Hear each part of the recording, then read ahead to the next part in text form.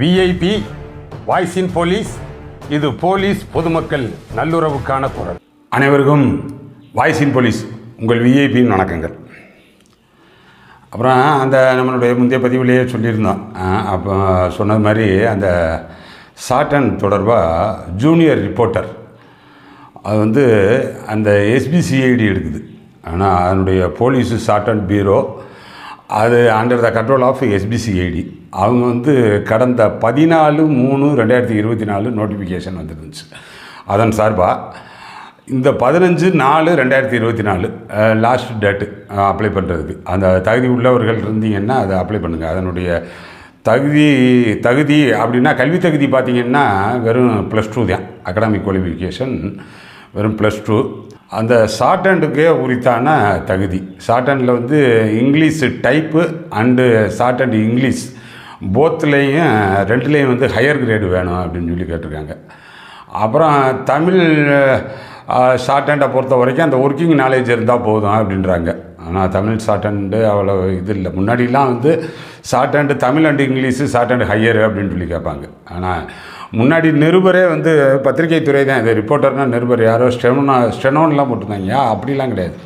இது முழுக்க அந்த ரிப்போர்ட்டர் மாதிரி. ஆனால் அந்த போலீஸ் ரிப்போர்ட்டர் இது இந்த பத்திரிகை துறையில் ரிப்போர்ட்டர் இருக்காங்க பாருங்கள். அதெல்லாம் வந்து முன்னாடி அந்த ஷார்ட்டன் தெரிஞ்சால் தான் இருக்கவே முடியும். ஆனால் அந்த அரசியல் தலைவர்கள்ட்ட கேள்வி கேட்குறது, அவங்க பதில் சொல்கிறது அந்த விரைவாக சுருக்கெழுத்தில் எழுதுவாங்க. அதை இப்போ வந்து அந்த செல்லு அந்த மைக்கு ரெக்கார்டரு இதை வச்சுட்டு போயிடுறாங்கல்ல. அந்த மாதிரிலாம் முன்னாடி கிடையாது. இதனுடைய ஷார்ட் ஹேண்டுக்கான அந்த இம்பார்ட்டன்ஸு பழைய பத்திரிகையாளர்களை கேட்டிங்கன்னா தெரியும். அது ஷார்ட் ஹேண்ட் தெரியலைன்னா பத்திரிகை துறையிலே இருக்க முடியாது. அந்த சுருக்கெழுத்து வந்து அவ்வளோ இம்பார்ட்டன்ஸ். ஷார்ட் ஹேண்டு டைப்பு அவ்வளோ இம்பார்ட்டன்ஸ். நைட்டாக எழுதுவாங்க, நைட்டாக அதை மாற்றணும். அந்த எவ்ரிடே வந்து புல்லட்டின் இந்த ஷார்ட் ஹேண்டை வந்து மறுபடியும் மாற்றி சிஎம்க்கு கொடுக்கறது, இது எல்லாமே கம்ப்ளீட்டாக ஷார்ட் ஹேண்ட் தான்.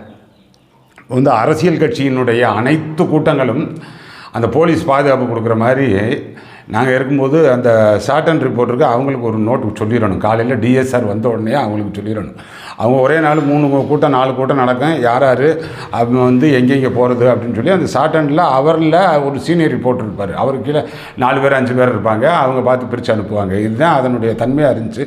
இப்போ இது வந்ததற்கு பிறகு எது டிபார்ட்மெண்ட்டில் இந்த ரெக்கார்டிங்கு மொபைலு அது இது வந்ததுக்கு பிறகு அதனுடைய தேவை கொஞ்சம் குறுகிருச்சு. ஆனால் அது முற்றிலும் தவிர்க்க முடியாது. எந்த ஒரு அடிப்படை தேவையை முற்றிலும் தவிர்க்க முடியாதுல்ல. அந்த ஷார்ட் ஹேண்ட் ரிப்போர்ட்டர் பற்றி சொல்லும்பொழுது ஒரு சின்ன நினைவு. அதாவது 1969 அவர் முன்னாள் முதல்வர் டாக்டர் கலைஞர் அப்போ தான் வந்து 69 அண்ணாவினுடைய மறைவுக்கு பிறகு முதல்ல அவர் தமிழக முதலமைச்சராக பதவி ஏற்கிறார். அந்த 69 காலகட்டத்தில் அப்போ வந்து இந்த எதிர்க்கட்சி ஆளுங்கட்சி யார் பேசினாலும் போலீஸ் ஷார்ட் ஹேண்ட் ரிப்போர்ட்டர் போய் கவர் பண்ணணும். அவர் ஒரு கூட்டத்தில் பேசிட்டு மறுபடியும் அவருக்கே சிஎம் ஆனதுக்கு பிறகு அவர் ஒரு கூட்டத்தில் பேசிட்டு மறுநாள் காலையில் அவருக்கே புல்லட்டின் வைக்கும் பொழுது அவர் ஏறத்தாழ 1 மணி நேரம் பேசின பேச்சினுடைய மொத்த வார்த்தையும் ஒரு வார்த்தை கூட மாறாமல், அதற்கு இப்போ ஒரு வார்த்தை இருக்குன்னா தமிழுக்கு அதற்கு பதிலான வார்த்தை கூட கிடையாது. அவர் என்ன வார்த்தை பிரயோகித்தாரோ அந்த ஒத்த வார்த்தை கூட மாறாத அளவுக்கு புல்லட்டின் போகுது. அவர் பார்க்குறாரு, இது எப்படி அப்படி டைப் அடித்த ரெக்கார்ட் பண்ண மாதிரி டேப் மாதிரி இப்படி எழுதியிருக்காங்க, எப்படியா எழுத முடியும் அப்படின்னா, ஐயா ஷார்ட் ஹேண்ட் ரிப்போர்ட் எழுதுனது நம்ம போலீஸு ஷார்ட் ஹேண்ட் ரிப்போர்ட்ருங்கய்யா அப்படின்றாங்க. சரி, அது யார், அவரை வர சொல்லுங்க அப்படின்றாங்க. அப்போ ஒரு சின்ன பையன், ஆனால் அப்போ தான் வந்து அவர் 64 அந்த வாக்கில் ஜாயின் பண்ணவர் சண்முகநாதன் ரிப்போர்ட்ரு. அப்போ வந்து அவர் தான் போலீஸினுடைய ஜூனியர் ரிப்போர்ட்ரு. அவர் போய் நிற்கிறாரு. என்ன எப்படி எழுதியிருக்க, வந்து என் கூட இருந்துடுறியா அப்படின்றார். அவர் அரசு வேலையில் இருக்கிறார். யார்? சண்முகநாதன் போலீஸு ரிப்போர்ட்டராக அரசு வேலையில் இருக்கிறார். ஆனால் முதல்வரே கேட்குறாரு, இந்த அளவுக்கு எழுதுறியே என் கூட இருந்துடுறியான்னு சொல்லி. மாறு பேச்சே பேசலை, கூட இருந்துடுறாரு. எப்போ?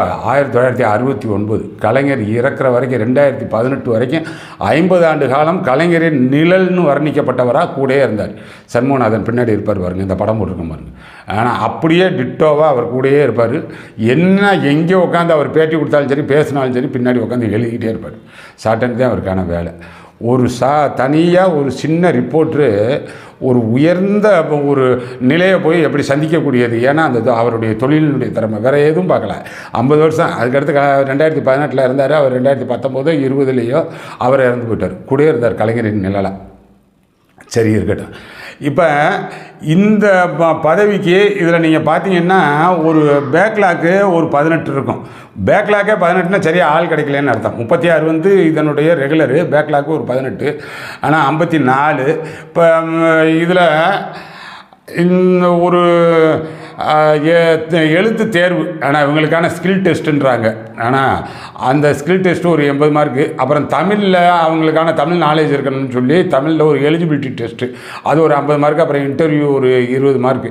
ஆனால் தகுதி உள்ளவர்கள் இருந்தீங்கன்னா +2 வரைக்கும் படிச்சிருக்கேன்னு டிகிரி இருந்துச்சுன்னா ப்ரிஃபரபிள். ஆனால் 36,800 ரூபாய் என்னமோ அடிப்படை சம்பளம் போட்டிருந்தாங்க. எஸ்ஐ ஸ்கேலு வெறும் +2க்கு அந்தளவுக்கு கிடையாது. அந்த ஷார்ட் ஹேண்டில் ஹையர் கிரேடு கேட்குறாங்க பாருங்கள், அதனால் அது ஏறிக்கிடுச்சு.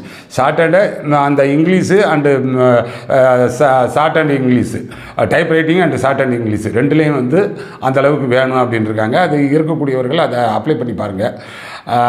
நல்ல பதவி. ஆனால் இந்த 2024 ஏப்ரல் லாஸ்ட் டேட்டுப்பா. ஆனால் தகுதி உள்ளவர்கள் இருந்தீங்கன்னா விண்ணப்பிக்கலாம், கட்டாயம் கிடைக்கும். ஆனால் இதுலேயும் வந்து அந்த 30%, ஆனால் அந்த பெண்களுக்கான இடஒதுக்கீடு அது இருக்குது.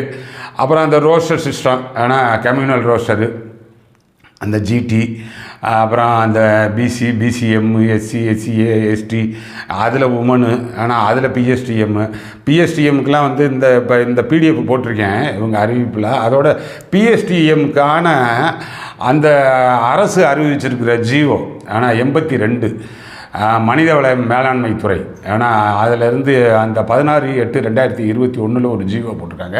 அந்த ஜிஓலாம் எடுத்து வச்சுக்கோங்க, எப்படிலாம் வந்து அந்த பிஎஸ்டிஎம் எப்படிலாம் இனி வந்து நடைமுறைப்படுத்தணும்னு சொல்லி. ஏன்னா அது 2010 அந்த பிஎஸ்டிஎம் தொடர்பாக தமிழ்நாடு அரசு ஒரு ஆக்ட் ஒன்று போட்டாங்க. அப்புறம் 2020 ஒரு அமெண்ட்மெண்ட் ஆக்ட் ஒன்று போட்டாங்க. அப்புறம் இந்த சட்டத்தினுடைய செல்லுதன்மை குறித்து தனிநபர் வந்து ரிட் பெட்டிஷன் போட்டாங்க மதுரை உயர்நீதிமன்றத்தில். அந்த ரிட் பெட்டிஷனில் இந்த சட்டம் ஆனால் தமிழ் வழியில் படித்தவர்களுக்கு அரசு வேலையில் முன்னுரிமை கொடுக்கறது செல்லும் அப்படின்னு சொல்லி உயர்நீதிமன்றம் அந்த தீர்ப்பு கொடுத்ததோடு அந்த உயர்நீதிமன்றமே அதற்கு சில எப்படி நடைமுறைப்படுத்த வேண்டும் அப்படின்ற சில கைட்லைன்ஸ் வேறு கொடுத்துச்சு.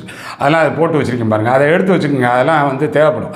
ஆனால் ரொம்ப முக்கியமாக அதெல்லாம் பார்க்கும்பொழுது இனி வருங்காலத்தில் பிள்ளைங்க தமிழ் வழியில் படித்தாலே போதும். டிகிரி வரைக்கும் தமிழ் வழியில் படிக்க வச்சிட்டிங்கனாலே கட்டாயம் வேலை கிடைக்கும், தமிழ்நாட்டில் வேலை கிடைக்கும். ஆனால் இப்போ எம்பிபிஎஸ்சி நீட் எழுதி அது போகிறவங்க அதுக்கு வாய்ப்பு கிடையாது. ஆனால் இந்த இன்ஜினியரிங் காலேஜே தமிழ் வழியிலெல்லாம் கொண்டு வந்தாங்க. தமிழ் வழியில் அந்த படிக்கக்கூடிய வாய்ப்பெல்லாம் ஏற்படுத்தினாங்க. அது நடைமுறையில் இருக்கா என்னன்னு சொல்லி தெரியலை. ஆனால் தமிழ் வழியில் படிக்கக்கூடியவர்கள் அது முற்றிலும் ஒதுக்கப்பட்டவர்கள், புறக்கணிக்கப்பட்டவர்கள். இந்த தமிழ் காலேஜில் கூட அந்த பிஏ தமிழ் படிக்கிற ஆளை கொஞ்சம் இலக்காரமாக பார்ப்பாங்க, ஆனால் கொஞ்சம் கீழே பார்ப்பாங்க. இப்போ இனிமேல் அப்படிலாம் கிடையாது. அவன் என்னவாகவும் பாட்டு போகிறேன், அந்த லாங்குவேஜ் ஃபஸ்ட் பார்ட் படிக்கிறேன் பாருங்கள், அது மட்டும் இங்கிலீஷ் படித்தா போதும், மற்றதெல்லாம் நீங்கள் தமிழ் வழியில் படிச்சிங்கனாலே போதும். ஏன்னா தமிழ் வழிக்கு தான் இங்கே ஆளே இல்லாமல் போகுது. ஏன்னா அதனால் அதுவும் தெரிஞ்சுக்குங்க. அந்த ஜிஓவும் இதில் போட்டிருக்கேன். அப்புறம் இந்த போலீஸ் குறித்து கேட்டிருந்தீங்கப்பா, நிறையா கேட்டுக்கிட்டு இருக்கீங்க. அது என்ன இப்போ என்ன அந்த எழுத்து தேர்வு உடல் தகுதி தேர்வு முடிச்சிட்டிங்க, நீ வந்துச்சுன்னா ஃபைனலாக உங்களுக்கு இன்டர்வியூலாம் கிடையாது, ஆனால் ஃபைனல் ரிசல்ட் மட்டும்தான். அது வந்துருச்சுன்னா அப்புறம் சர்டிஃபிகேட் ஜென்யூனஸ் வெரிஃபிகேஷனு, அப்புறம் வந்து மெடிக்கலு, அப்புறம் போலீஸ் வெரிஃபிகேஷன், அது முடிஞ்சுன்னா போயிடுவீங்க. ஆனால் வேறு ஒன்றும் கிடையாது. அதில் என்ன கட் ஆஃப் வரும், என்ன இது வரும், அதெல்லாம் வந்து தனியாக சொல்ல முடியாது. அதில் வந்து அதுதான் அந்த பல ரோஸ்டரில் பல வகையாக மாறுபடும்ல, அதனால் அது தெரியலை. ஆனால் யாராச்சும் வந்து யூகமாக அடிச்சு விட்டாங்கன்னா அது சரியாக பொருந்தும்லாம் சொல்ல முடியாது. கொஞ்சம் வெயிட் பண்ணுங்கள், வரேன். இப்போ எலெக்ஷன் அறிவிக்கப்பட்டிருக்கு, இந்த நிலையில் எப்போ வரும் அப்படின்றத திடமாக சொல்ல முடியல. எப்படினாலும் ட்ரைனிங் வந்து நீங்கள் 1/7க்கு பிறகு தான் போகிறாப்புல இருக்கும். ஆனால் அதனால் அது தெரிஞ்சுக்குங்க. வேறு அடுத்தடுத்த பதிவுகளில் நல்ல பதிவுகள் சந்திப்போம்.